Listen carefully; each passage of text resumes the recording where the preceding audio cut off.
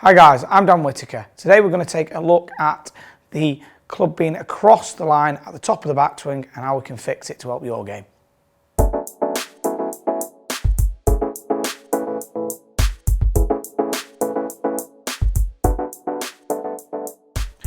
Today we're going to take a look at the club being across the line at the top of the backswing. One of the things associated to that is the flying right elbow time moving away from the body. I'm sure I've got lots of people saying to their computer screens, loads of people get it in different positions at the top. It doesn't matter where you've got it at the top. And you'll have it where you've seen lots of people on the internet put all this collage of people. They'll put Jim Furyk, they'll put Graham McDowell, they'll put Dustin Johnson, and they'll say, look at all these variety positions these guys are in. They managed to play from it. Unfortunately, guys, those guys are a bit more talented than you and I. So they can make anything work because they're amazing. We can't. So how can we get you more consistent? Well, I see a lot of problems with guys getting that elbow in the wrong spot that's affecting their consistency. It's affecting the way you can deliver the club. It's affecting how you can do it on a reliable basis. If you haven't seen it, take a look at Rick's original lesson. You can see that he was out of position and we've changed that, and it really has made a huge difference to his game. Let's take a look at it and how we can help you apply this to your game.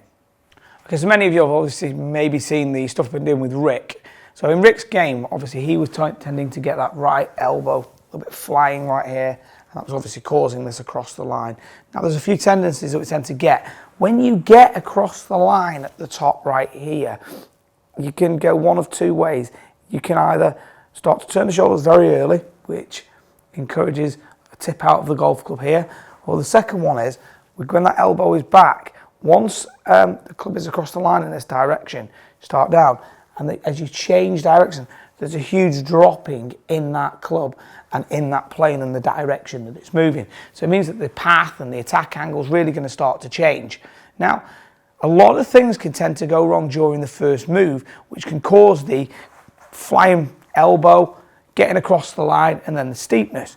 So what can happen is, during this very first movement back, the club will get out of balance relative to the body and get a little bit behind the hands right here.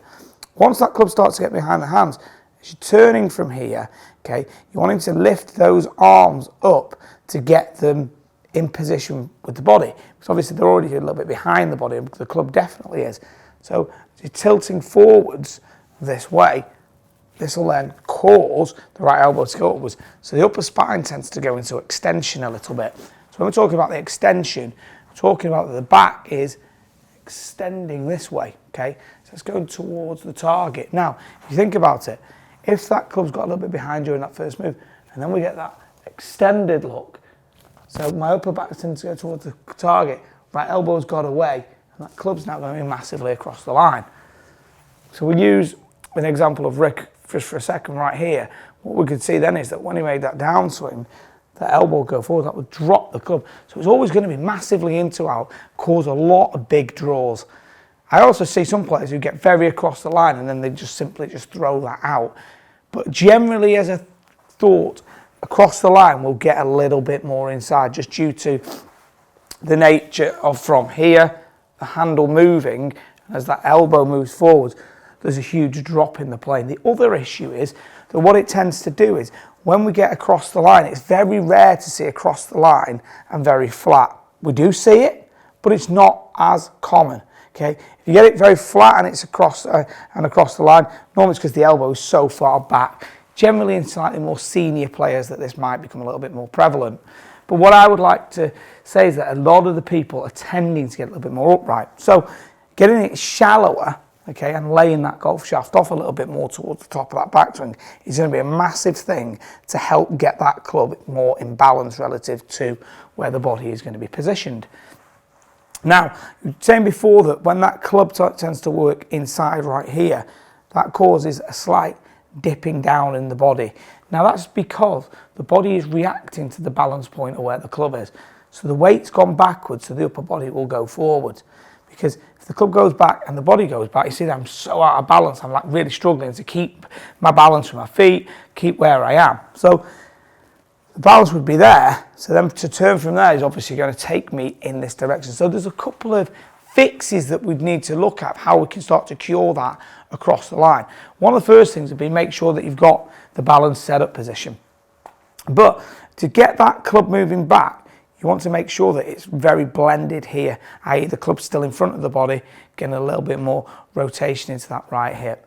Now, if you haven't seen my video on the stability in the right shoulder, take a look at it. You know, Henrik is a bit, I think it's called Henrik Stenson, why is he so consistent? Because this is a big bit from it, okay?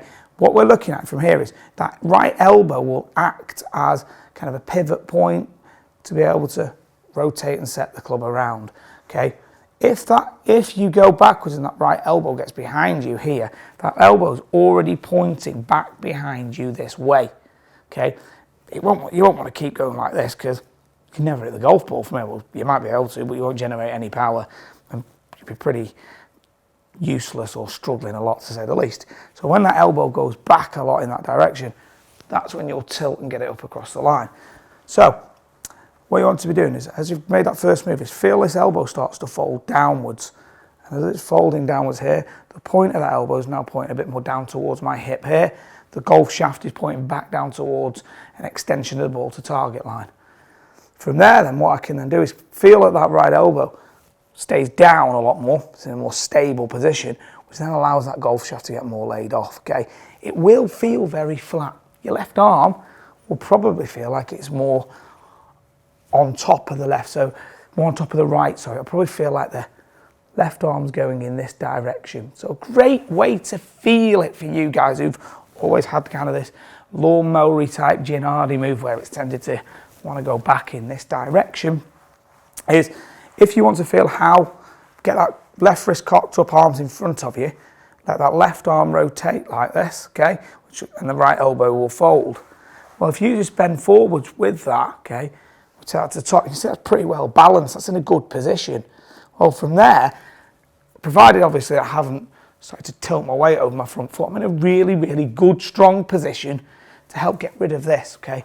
One of the bits that we'll look at is when you are getting across the line, that right shoulder becomes quite unstable. So the scapula, back of it, in here, is moving this way, okay? It's moving in towards the left and you're tilting.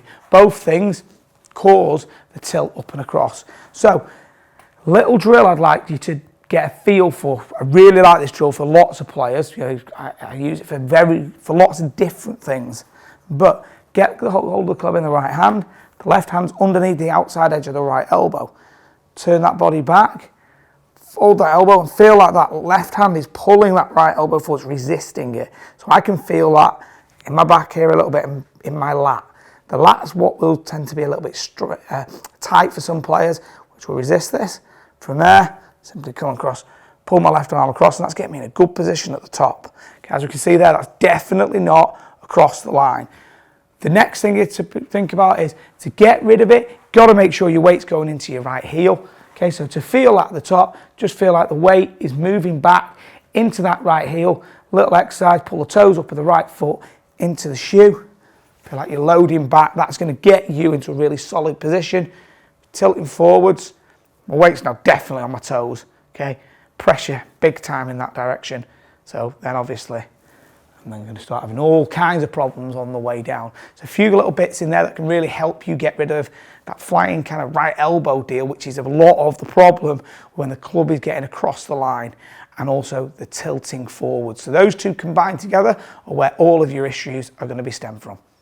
Thanks a lot for watching the video, guys. Really do hope you've enjoyed it. Hope it's helped your game most of all. If you'd like to contact me, please have a look at all my social channels below. I'm always active on Twitter, Instagram and Facebook, so subscribe below. If you've not subscribed to my channel, please do so here. You get access to all the new stuff when it's coming out. Thanks for watching. Talk with you again very soon. Loads new, great, exciting content coming your way.